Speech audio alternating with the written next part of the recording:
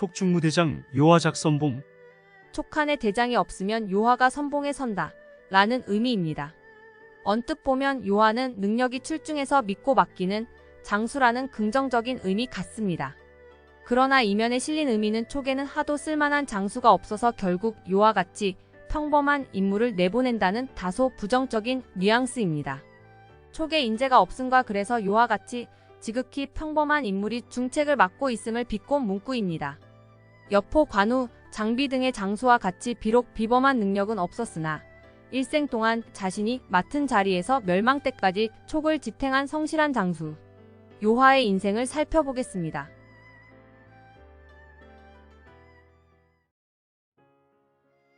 요하는 본래 이름이 요순이었습니다. 자는 원검이며 형주 양양군 중로현 사람입니다. 삼국지의 대표 장수 인물로 촉의 건국부터 멸망까지 생생하게 지켜본 장본인입니다. 요하의 집안은 면수 남쪽에서 고관을 지낸 명망 있는 가문이었고 한중 공방전 이후 촉나라에 임관됩니다. 이후 형주에서 전장군 관우의 주부로 일했습니다. 관우가 위나라와 전쟁을 치르고 있을 때 오나라의 공격으로 형주가 함락됩니다. 이때 요하도 관우와 같이 오나라의 포로로 잡히게 됩니다. 관우는 아들 관평과 함께 참살되었으며 투항한 나머지 병력은 오나라의 포로로 끌려가게 됩니다. 그러나 투항 후 오에 눌러앉은 대다수의 병력과 다르게 요하는 끝까지 촉으로의 탈출을 계획합니다.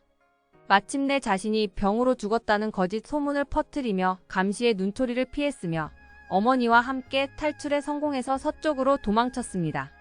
서쪽으로 도망치던 요하는 오나라를 공격하기 위해 자기로 나온 유비군과 조우합니다. 유비는 요하를 만난 후 매우 기뻐하며 그를 의도 태수로 삼았습니다. 연희에서는 요하가 맥성에서 탈출해 맹달, 유봉에게 원군을 요청했지만 거절당하고 결국 성도까지 가서 도움을 요청하며 유봉의 처벌을 상소했다고 기록되어 있습니다. 이는 나관 중의 각색입니다. 그리고 연희에서는 요하를 황건적 잔당으로 각색했는데 그럼 요하가 사망할 당시 무려 100세 가까운 나이가 됩니다. 실제로 요하는 188년쯤에 출생한 것으로 보이고 황건적 잔당이 아닌 명문가 출신입니다. 또한 합류 시기 역시 황건적의 남보다 수십 년 늦은 한중 공방전 시기입니다.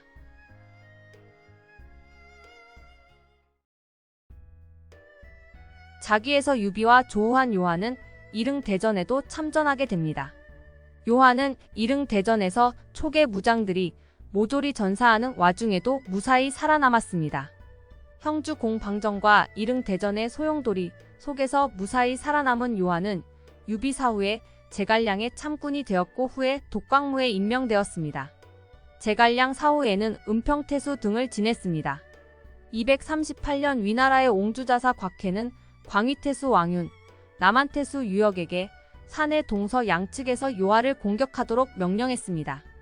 곽해는 위 명제 조회에게 승리를 자신했지만 조회는 군대를 분산하면 위험하다고 판단해서 유역에게 사자를 보냈습니다. 그러나 조회의 사자가 도착하기 전에 요하가 유역군을 격파했으며 왕윤 또한 전사시킵니다.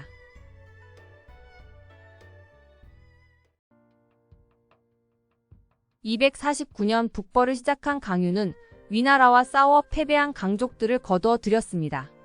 요하는 성중산에 성을 쌓아 적과 대치했습니다. 위나라의 곽해는 군을 둘로 나누어 하우페에게 강유를 추격하게 하고 자신은 요하를 공격했습니다.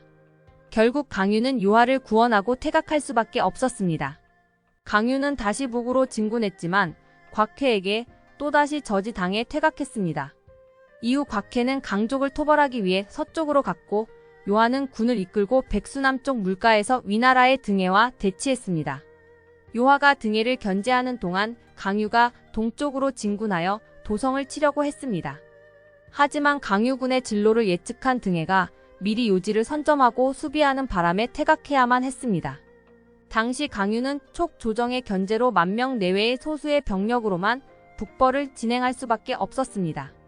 소수의 병력임에도 강유와 발맞춰 여러 작전을 수행한 것을 보면 평범하다는 요하가 그래도 준수한 지휘 능력을 갖추고 있었다고 추정됩니다.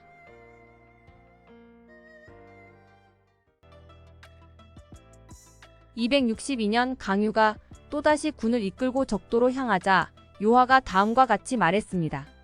전란이 끊이지 않으면 스스로를 불태운다고 하더니 배격을 두고 하는 말이구나.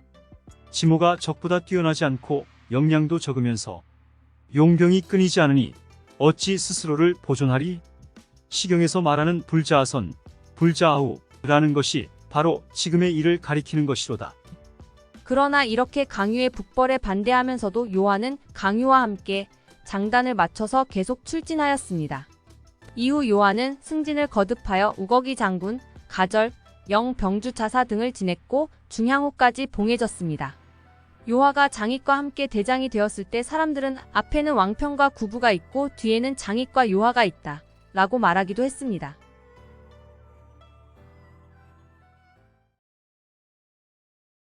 (263년) 위나라의 대공세의 강유는 요하에게 은평교두를 맡겨야 한다고 유선에게 표를 올렸습니다. 그러나 이 표는 받아들여지지 않았고 이후 요하는 강유, 장익, 동걸과 함께 검각에서 종해의 위군에 저항하며 대치합니다. 그런데 등에는 이 상황에서 은평곡을 넘어서 검각을 우회의 성도로 직행하는 일생일대의 도박을 겁니다. 그리고 등의 이 우회 전술로 결국 성도가 함락되었으며 유선의 명에 따라서 요하는 강유와 함께 위나라의 종해에게 항복했습니다. 초계 멸망 이후 264년 봄 종해와 함께 낙양으로 옮겨가던 중 병으로 세상을 떠났습니다.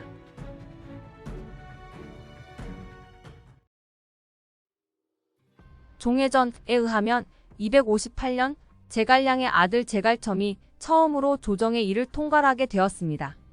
이에 요하가 제갈첨을 찾아가자고 했지만 종해는 요하에게 우리들의 나이가 이미 70살이 넘어 욕심을 부릴 나이가 지났고 죽을 날이 얼마 남지 않았다고 말하면서 제갈첨을 찾아가지 않았습니다.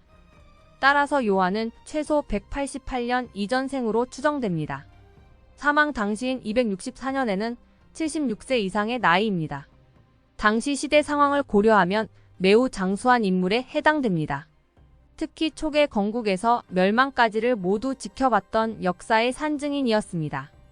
요하는 비범한 능력을 가진 특급 장수는 아니었습니다. 비록 시작은 이름 없는 장수였으나 북벌 때부터 점점 성장하더니 제갈량 사후에는 강유와 힘을 합쳐서 무려 30여 년간 위나라와 대적하게 됩니다. 초계 노익장 칭호는 나이에 대한 기록이 전혀 없는 황충보다 오히려 응당 요하에게 주어져야 할 것입니다. 요하는 평범한 능력이었다고는 하지만 맡은 자리에서 수십 년 동안 자신의 역할을 묵묵히 수행해 왔습니다. 비록 강유의 북벌 전략에 진심으로 찬성한 것은 아니지만 항상 함께 출진해 강유를 도왔습니다.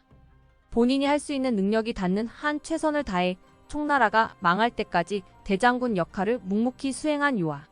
촉중무대장 요하작선봉, 요하의 이야기였습니다.